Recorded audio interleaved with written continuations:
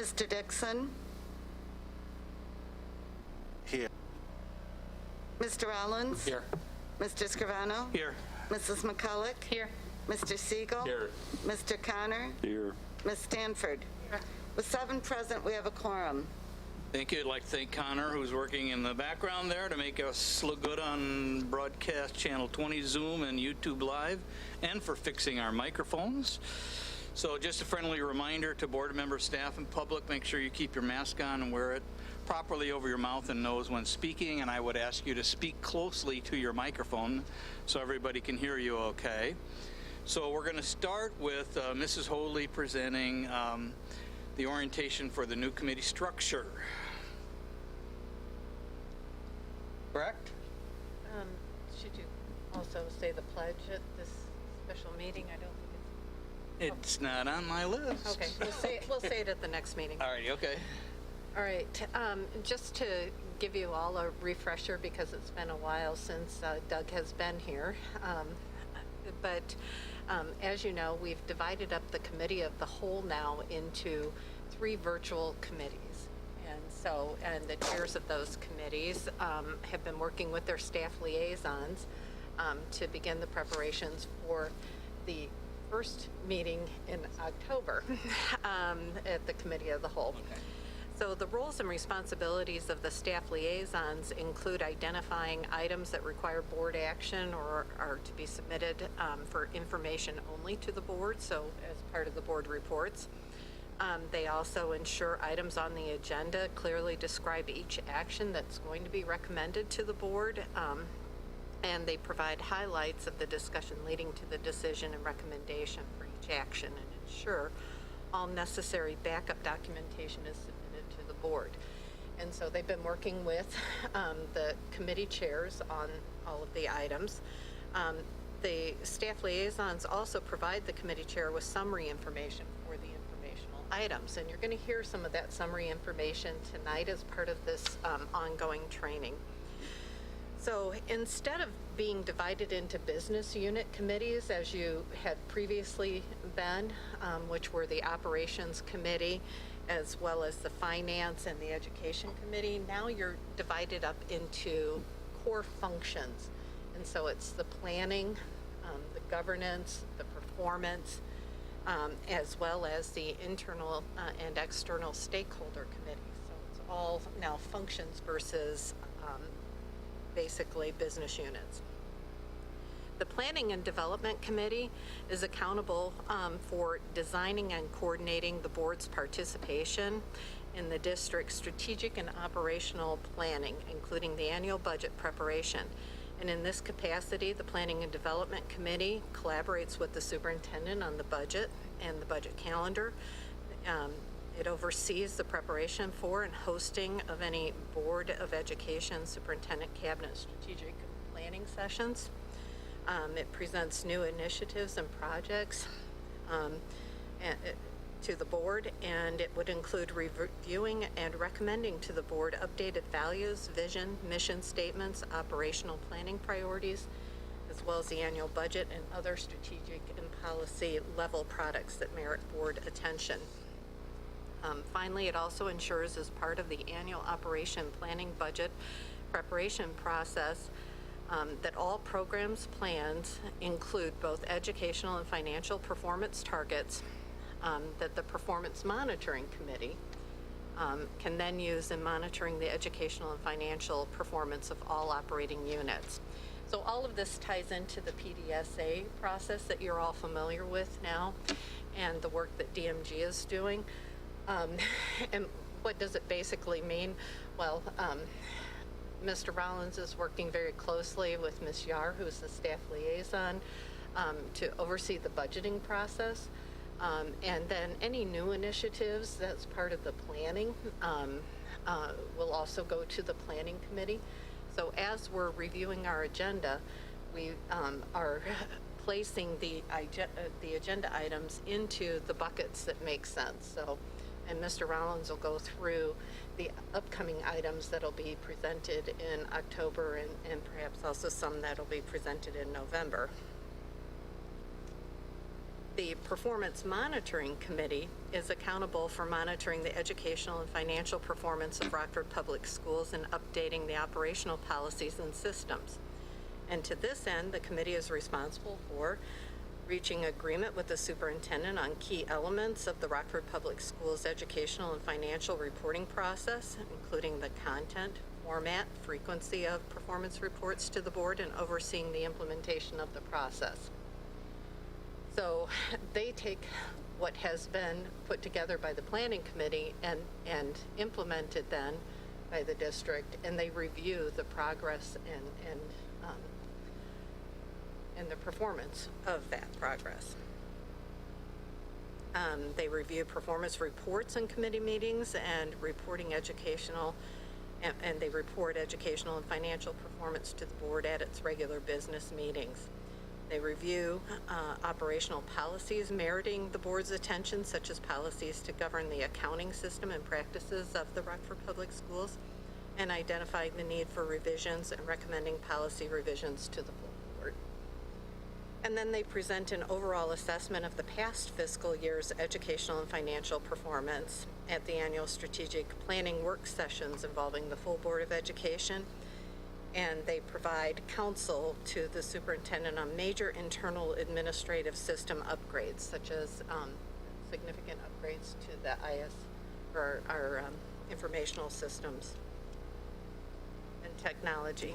They review the performance of ongoing systems, contracts, and approving contract renewals or expenditures on such systems and contracts. So you'll see the recurring contracts come under the Performance Monitoring Committee, and they serve as the Rockford Public Schools Audit Committee. So they also have a function in the financial department area. And then the External Stakeholder Relations Committee is responsible for overseeing the development and implementation of strategies and plans for the Rockford Public Schools image building, stakeholder and legislative relations, marketing and volunteer engagement. The committee is also responsible for reviewing and making recommendations on issues and items that directly impact internal or external stakeholders. And that's on a broad-based policy or function. So with that, that gives you a refresher of how you've decided to divide yourself up into the virtual committees, and I'll turn it over to President Scrano. Okay. I just wanted to hit a couple highlights since this is all new and we have new chairs of these committees or whatever, and I thought it'd be important to just hit a few highlights of what I think is important for trying to make this transition pretty smooth. I think that the chairs of those committees will be serving both as chair people and facilitators of the group, and it's helpful to have a clear start and stop time of knowing what the purpose of that particular meeting is, having the agenda prepared and reviewing data collected ahead of time, and have any visuals that you need ready. Regarding participation of the rest of us, encourage all of us to participate in the discussion on the topic and stay on the topic. Monitor airtime so that no one dominates the time. And your goal as a facilitator will be during that participation to getting ideas and getting feedback and raising questions. So the job of a good facilitator is 80% of the time they're listening and taking notes. And then to summarize, at the end of the meeting, wrap up what was accomplished, some reflections on how well it went, and what are our next action steps to take. So those are some guides that I have for the new chairs. The governance committee, which will include the three chair people, myself, Tim, and Jude, and David, and Aaron, and I think Lori, are you on that too? You're the liaison to the government. So we have not met yet, but we have some important things that we're supposed to be responsible for. I just wrote down a few of them. That one is to manage the board and superintendent partnership. to develop a set of guidelines for the board and superintendent communication and annually update those. Strengthen the process for annual board evaluation of the superintendent's performance, and update and develop the governing mission, which we have approved already, the draft mission, but we know that we want to review and revise that as appropriate. And it helped to establish the guidelines for the three standing committees. So right now, I believe that the governance committee only has standing consent agenda items, which will be presented at regular business meetings in October and November. And those include meeting minutes, contracts under 10,000, and the Freedom of Information log. And there may also be some worker comp settlement agreements. So that's it for committee reports for our governance committee. And I'm not sure who we have next. We have David, Mr. Siegel. That's all right. We'll wing it. Mr. Siegel, you want to give your presentation on performance? Thank you. As the internal-external committee chair, I worked with staff liaison Earl Dotson Jr. to review some items coming to the committee. For the October committee of the whole, we'll be reviewing and discussing 3 items. The RPS redesigned website, and we'll have a brief tour of that new website. The concept of forming a speakers or listening bureau, which will allow board members to engage with our community stakeholders. And also, we'll consider lobbying efforts and opportunities and where we should put our priorities. We won't have any action items for the regular board meeting in October, but at the November Committee of the Whole, we will continue to discuss and identify listening and engagement opportunities for board members, as well as review our lobbying efforts and opportunities. We also hope to have recommendations from our outside vendor, RSP and associations, on possible boundary changes. If so, we'll bring that to the November 10th board meeting for a vote. Thank you. Okay, Mrs. McCulloch, you want to go next? You're going to be asking questions here. Everybody has to be done with everything? Yeah, let's do that.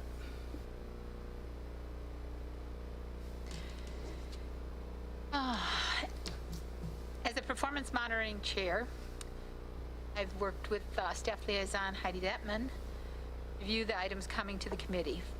October Committee of the Whole, we're going to be reviewing and discussing the annual financial service update, which informs the board on the process improvements made in the finance department, the result of the regular audits. I'll say so in my summary here, but because those come from the finance department, there is certainly overlap, and so as part of our meeting, Ms. Yar went through all those points, and so it was really with input from both of you that we were able to get through that, and the rest of the board will see that on Monday. Action items coming forward for the regular board meeting include Tier 1 PDSAs for school special education, SCO SmartNet renewal, OBED for security renewal, a partnership with Olivet for ESL endorsements. The November Committee of the Whole, the Finance Department and Baker Tilly are going to present the results of the FY20 audit. Department chairs will share an annual review of secondary CILs and MCLs and instructional coaches. Finance Department will propose a policy change to Board Policy 4.6. The schools team will present our academic performance data. Enough for one meeting? Performance data? Okay. It's my report. Mr. Rollins.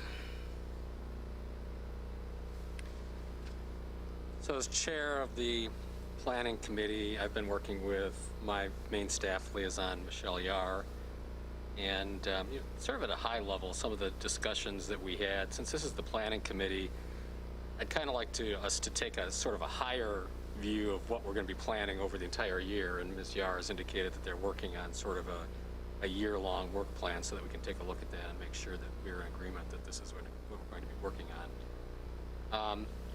The other thing that I kind of, when we met, that I realized hadn't really thought through, but some of the stuff that's coming through the planning committee doesn't really sound like planning. It's really things that might have gone through the operations committee previously, but we don't have any other place to put them. So they're really just going to be coming through the planning committee. And I'll sort of pull some of those out, or at least highlight it as I go through this. So at the committee of the whole meeting on October 6th, we're going to go through the budget calendar, or the proposed budget calendar. And just sort of a heads up, Ms. Yar is suggesting that we do what we did this year going forward, which is to not approve the final budget, or approve the budget finally, until fall, just like we did this year, which would actually require a change in board policy. So we'll have that discussion on October 6th. We're going to talk about the functional building analysis, which is not the building assessment. It's not the sort of facilities assessment. This is the how many students can we really serve in each of our students, which schools are under capacity, over capacity, under capacity, where do we see issues. So we'll talk about that. We'll talk about a framework for the academic return on investment study for the freshman academy. We will talk about, and this is sort of a big rock, the system-wide framework for improvement, the proposal for quality, accountability, compliance, and continuous improvement. How are we going to be looking at school performance? Now, so this is an interesting case study in how the committees hopefully are going to work together. So the planning committee is bringing forward the concept of how we're going to do it, and then once the board approves that concept as to how we're going to do it, how we're going to monitor, then it gets shifted over to the performance monitoring committee, which will then actually be doing the monitoring. And then we have a couple of consent items on October 6th. We've got a Tier 1 PDSA for units of study writing videos to support remote learning. This is an example of something that doesn't really scream planning to me, but there's nowhere else to put it. We've got a Tier 1 PDSA for a UCCM Cisco phone system upgrade support. Then in November, right now, we're looking at public sale of the operations center on Kishwaukee. Again, not really a planning issue, but this is the committee that's handling it. We may be talking about land bank transfers for some of the sites of some of the former schools that we tore down. We will, at that meeting, be talking about a facilities condition assessment report and presentation. That's the actual assessment of the condition of the buildings, of the facilities. We'll talk about a multi-year spending plan, which will include and be based on that facilities condition assessment. We will talk about Rock Valley College senior semester tuition. We will talk, this is a lot of work. We'll talk about the 2020 levy resolution. We'll talk about the 2020 resolution to abate the property tax levy. And at this point, there are no consent items being presented at that November meeting. So everybody take your energy pills before the November meeting.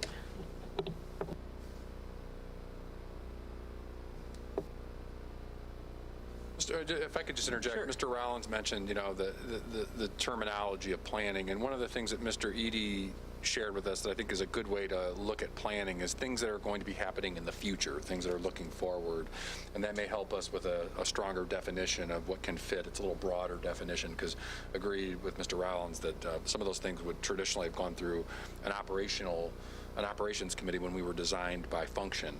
But we're looking at monitoring what we're already doing. We're looking at what we're going to be doing moving forward in this planning committee, and obviously our external stakeholder communications is about how we interact with both our internal and external audiences and communities that we serve, and how we listen to them and interact. So hopefully it will make more sense as we practice that. But I appreciate you highlighting the fact that some of this stuff it feels a little unnatural right now to categorize things in this way. But I'm hoping we'll build our comfort as we move forward together in this. Okay, so I'm going to open it up for questions now from any board member about any of the things that we talked about so far. I don't remember what CIL stands for. Curriculum implementation leader. There you go. Okay. I know what MC. So, all right. That was one question I had. Mr. Connor. To Mr. Siegel, when will the data be available for the reconsideration of the boundaries? And I want to be clear, you said October we would discuss it, and then in November at a regular board meeting we'll be voting on it. So two questions. One is the actual data and any raw materials for the input, and second is, when, clarify on the timing. So to be clear, we won't be bringing anything for any action in October. There is still data being gathered, and this may come in stages, and I'm actually going to have Earl speak a little bit more about that in a moment. Okay. If all of this comes together, there may be a vote for it at November, or the November meeting, but we still haven't nailed that down yet. This may come in stages. So Earl? what would be the as-of date for any changes? What school year? Or obviously not this school year we're in, Right, Mrs. but I would Hoadley hope has the for the answer for coming that. school year. yeah. We hope to have it to the committee chairs at the beginning, or for the committee of the whole meeting in November. In November. The actual data and recommendations from our outside vendor for the vote in the first meeting of November, and it would be effective next school year. Okay, It may be December before all of it's put together. yeah. Mr. Dotson. Thank you, sir. Just to add just a little more context. The particular boundary changes are some cosmetic changes there's lots of other groups that are involved with to your point about data. So the schools teams is involved. The facilities department is involved. The Welcome Center has a small role. HR in terms of staffing, and so there are many players involved, which is why it's going to take a little while longer to kind of bring it all together. So I just want to give you that context of lots of other departments who are helping with this particular boundary change. So if I understood correctly, it'll be presented in somewhat format in October's Committee of the Whole. I thought November was what you were shooting for the vote, but, the Committee of the Whole is now, all right, so it's November, and I would assume that some of this would be available ahead of that to look at as you're walking through. So let me just express this. When we did this last time, there were certain principles that were behind it, and one of them was that some of the numbers didn't necessarily track because we were trying to keep cohorts together as feeder schools and so forth. And so the thing that I'd be curious is, as you go forward, and I know we're all on the committee, but I assume certain people are working on the details, is to be clear about your assumptions, any design principles behind it.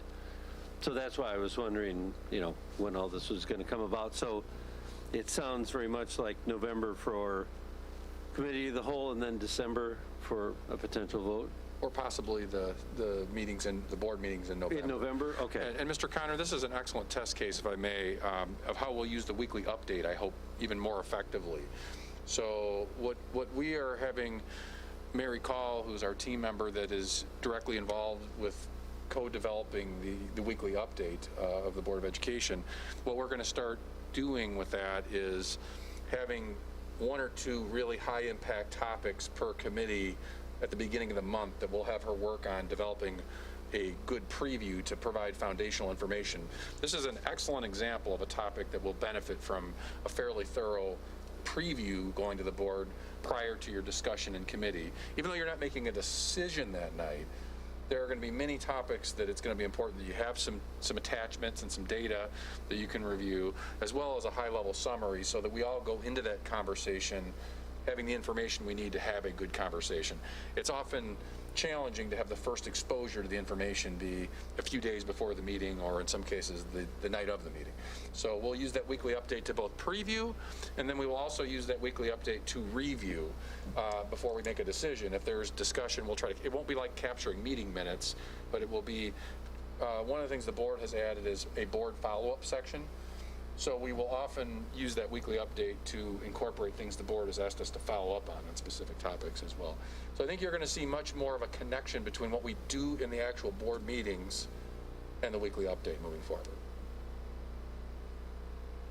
Mr. Ross.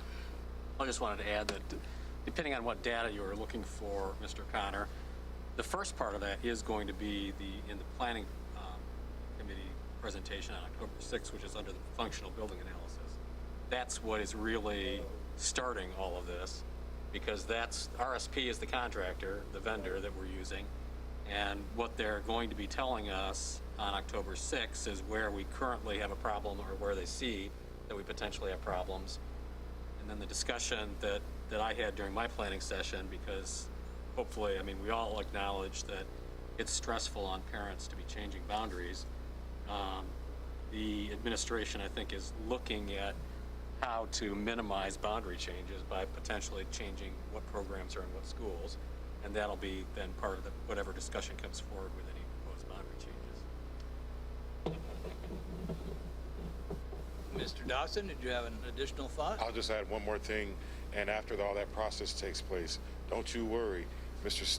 Siegel, Chairman Siegel, has a really great kind of big picture kind of plan to kind of encompass everything, but it's later on down the road that we've been discussing.